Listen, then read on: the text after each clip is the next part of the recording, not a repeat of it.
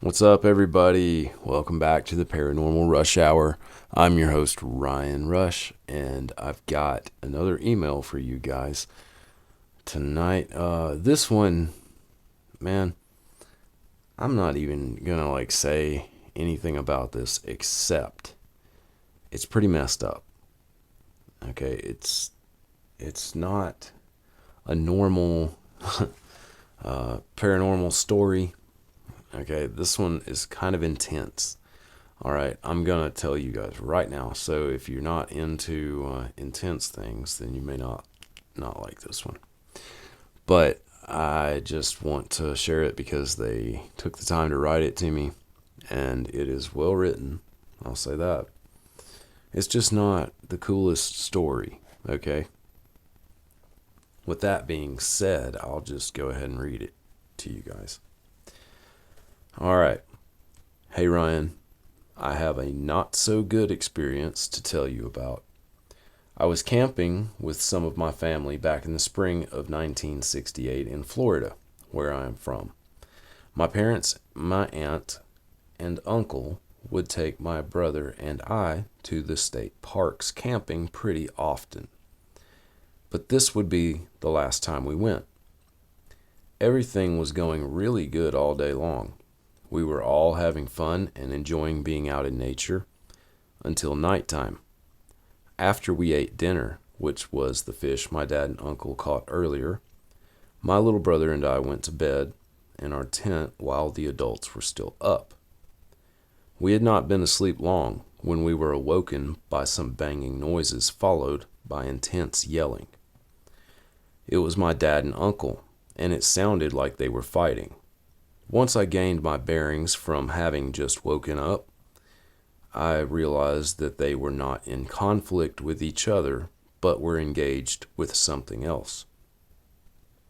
About that time, my mother ran to our tent and unzipped the opening, yelling for us to get up and get in the truck. We were terrified and did not hesitate to follow her instructions. She quickly moved aside to let us out past her, and that was when I saw it.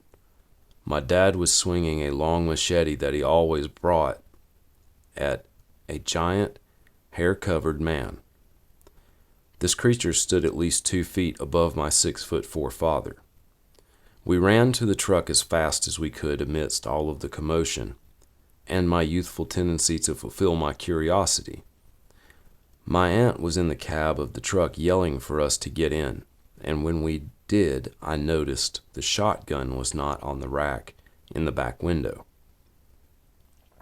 Almost exactly when I noticed it, my uncle appeared behind the truck yelling, "Move, move," to my dad.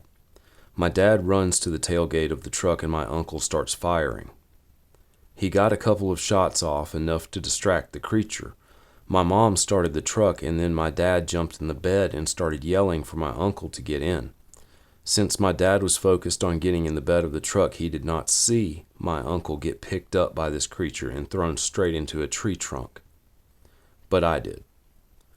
My mom did not know what to do, and my aunt, who saw what happened, yelled, "Go," just then. Then, just as quickly as my mom hit the gas, she yelled, "Stop." My dad had jumped out to retrieve his brother. The next thing any of us saw was my dad coming from the air and landing in the bed of the truck. That's when we left. My mom drove straight to the closest hospital, where I watched them rush out to get my lifeless father onto a stretcher.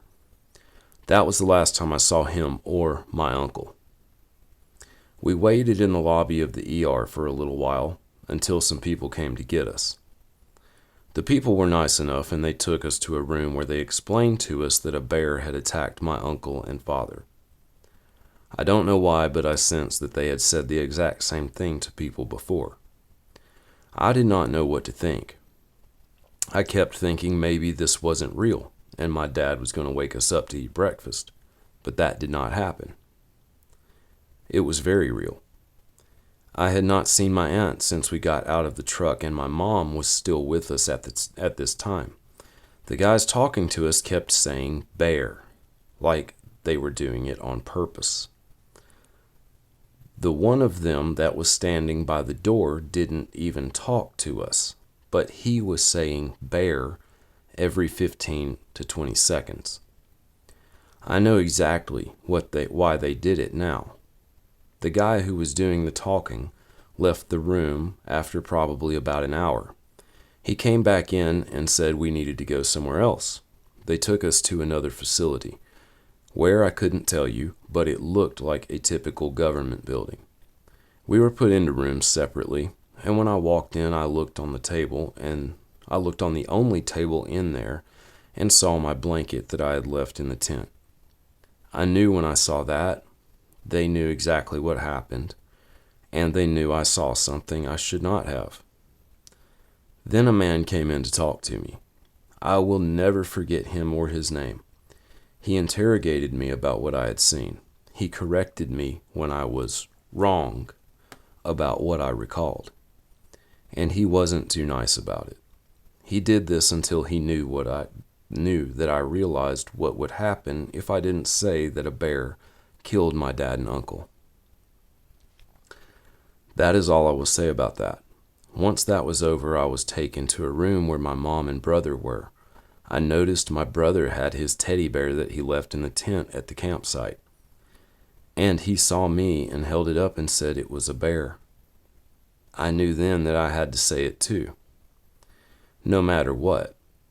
My mom was at a loss for words because she just hugged me. Then the nice guy from the hospital came in and asked if we wanted to go home. And yeah, we did. We were taken to our house, and in the driveway were 2 brand new cars, brand new bicycles. And inside it looked like someone's birthday or Christmas. We had it all. New furniture, new carpet, even a brand new television set, which is something nobody I knew had. I also noticed new paintings in each room. And guess what they were of? Yeah, bears. Even with all the new stuff, it didn't shroud the fact that my dad wasn't there. We were completely taken care of by the people who talked to us. We have all gotten checks for as long as I can remember. And we have never paid to go to a doctor. I also never saw my aunt again after that night. Nobody did. And my mom always just told us she moved away. She was not a blood relative, but my brother and I always really liked her. The whole thing was just as screwed up as it gets.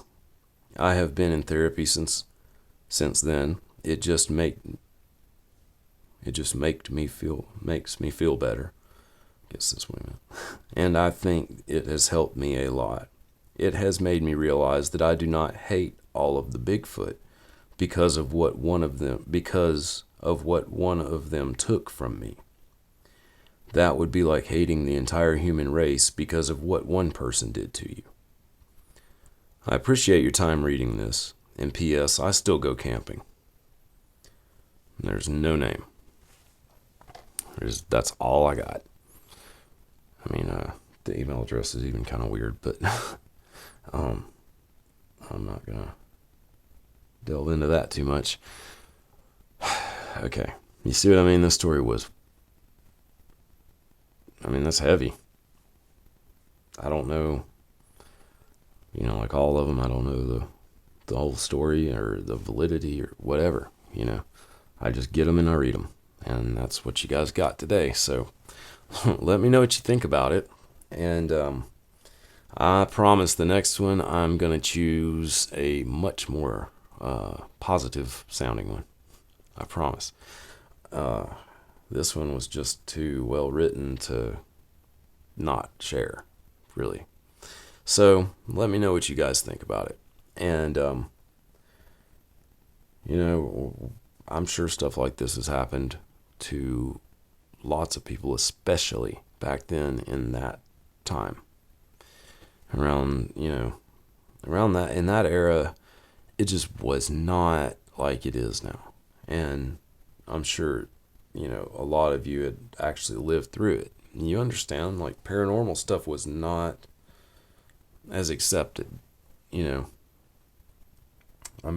it's especially the subject of Sasquatch. I mean, this was just new stuff, pretty much, that was coming out publicly.